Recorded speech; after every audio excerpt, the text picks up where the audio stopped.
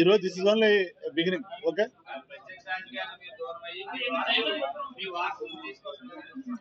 నాకు అలాంటి ఆలోచన లేదు. నువ్వు చెప్పావు ఆలోచన.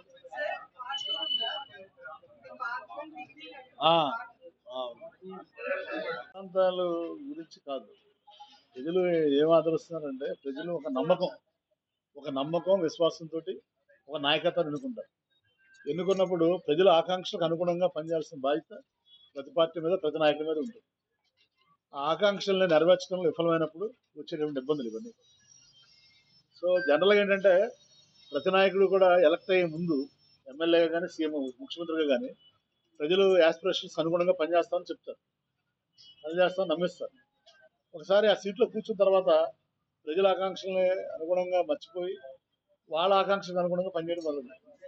సో దానివల్ల ఈ గ్యాప్ వస్తుంది, దానివల్ల ఈ ఫలితాలు తారుమారవడం జరుగుతుంది.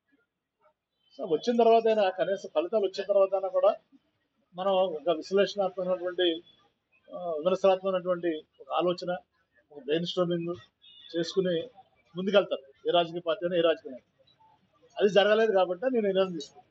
చూస్తాను రాష్ట్రం విడిపోయింది, మరి 2 రాష్ట్రాలు విడిపోయిన తర్వాత మన రాష్ట్రం ఎలా ఉంది, ఆంధ్రప్రదేశ్ రాష్ట్రం, పక్క రాష్ట్రం తెలంగాణ ఉంది మనం చూస్తాం. సో వాళ్ళు అలా బుల్లెట్లా దూసుకుపోతున్నారు, మనం ఇలా ఉన్నాం. సో దీనికి మనం ఎవరు అనేది ప్రజలు మనం కూడా ఆలోచించాలి. ప్రతి మనిషికి అది చెప్పినట్టు వ్యక్తిగత సినిమా చెప్పిన ఉంటుంది ఎజెండా, కానీ వ్యక్తిగత ఎజెండా కానీ సొసైటీ ఎజెండా అనేది చాలా ఇంపార్టెంట్.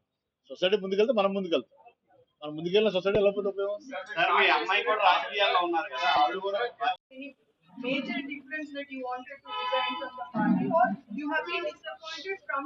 మనం కొద్ది కాలంగా చూస్తుంది, నేను ప్రజాసేవ చేద్దామని రాజకీయాల్లోకి వచ్చాను.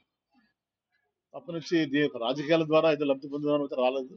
నేను లబ్ధి కూడా పొందలేదు, మీరు చూశారు కదా 16 సంవత్సరాల నుంచి 17 ఏళ్ళ నుంచి. నాకు పొందే ఉద్దేశం కూడా లేదు, అలా ఒక రూపాయి కూడా నేను సంపాదించలేదు, సంపాదించే ఉద్దేశం కూడా లేదు. సో ప్రజాసేవ చేద్దామని వచ్చాము, అది మనం అనుకున్న కొన్ని చేయగలిగాము, కొన్ని చేయలేము, అది సహజం అక్కడ. కాకపోతే మొన్న జరిగిన ఎలక్షన్లో కొంచెం చాలా బాధ కలిగించింది.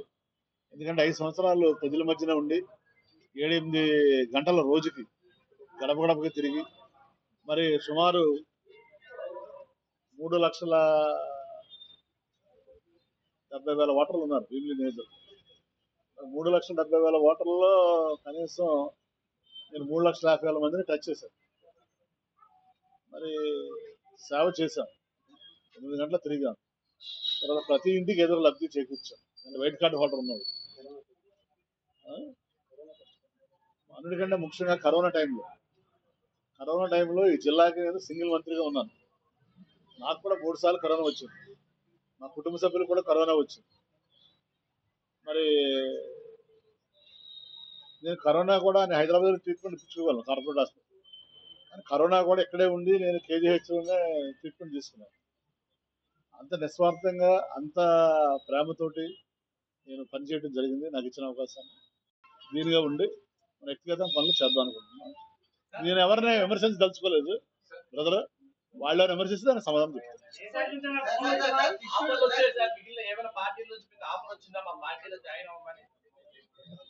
వస్తే రాకుండా ఉంటే అవన్నీ కాదు. ఇప్పుడు నేనే అది కాదయ్యా, నేనే కొన్నాళ్ళ పాటు దూరంగా ఉందాం అనుకుంటున్నాను కదా, చెప్తాను కదా నీకు అదే.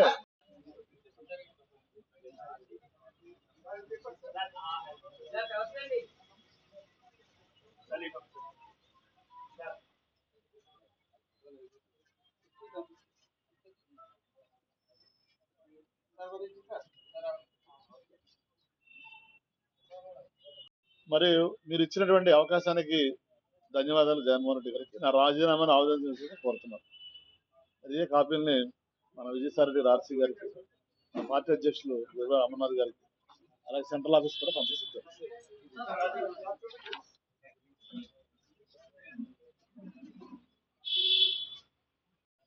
అవినీతికి కానీ ఎలాంటి ఆరోపణలకి పాల్పడకుండా, మరి ఎలాంటి రాగద్వేషాలు కానీ, ఎలాంటి అవినీతి కానీ, బంధుప్రీతి కానీ, అశ్రిత పక్షపాతం కానీ లేకుండా నా శక్తి మేరకి భగవంతుడు నాకు ఇచ్చిన అవకాశాన్ని, ప్రజలు నాకు ఇచ్చిన అవకాశాన్ని, పార్టీలు నాకు ఇచ్చిన అవకాశాన్ని చిత్తశుద్ధితోటి నిజాయితీతోటి నేను పనిచేసి మరి 2 సార్లు భీమిలి శాసనసభ్యుడిగా, ఒకసారి అనకాపల్లి పార్లమెంట్ సభ్యుడిగా గెలిపించినటువంటి ప్రజలకి, మరి ప్రోత్సహించినటువంటి పార్టీ అధ్యక్షులకి, నాయకులకి అందరికీ కూడా మీ ద్వారా, అలాగే పాత్రిక రంగం, మరి నా అభివృద్ధిలో పాత్రిక మిత్రులు కూడా నన్ను తమ కుటుంబ సభ్యుల్లా చూసి మీరు ఎంతో నన్ను ప్రోత్సహించారు. దానికి మీకు, పాత్రికేయులకి, అధికారులకి, ప్రజలకి, పార్టీ నాయకులకి పేరు పేరున, ఎందుకంటే అందరూ ఉన్నారు నా ఆత్మీయులు అన్ని పార్టీలు కూడా, వారందరికీ కూడా పేరు పేరున హృదయపూర్వక నమస్కారాలు, ధన్యవాదాలు తెలియజేస్తున్నాను. కూడా భీమిలి వాళ్ళకి అందరికీ కూడా పేరు పేరున హృదయపూర్వక నమస్కారాలు, ధన్యవాదాలు.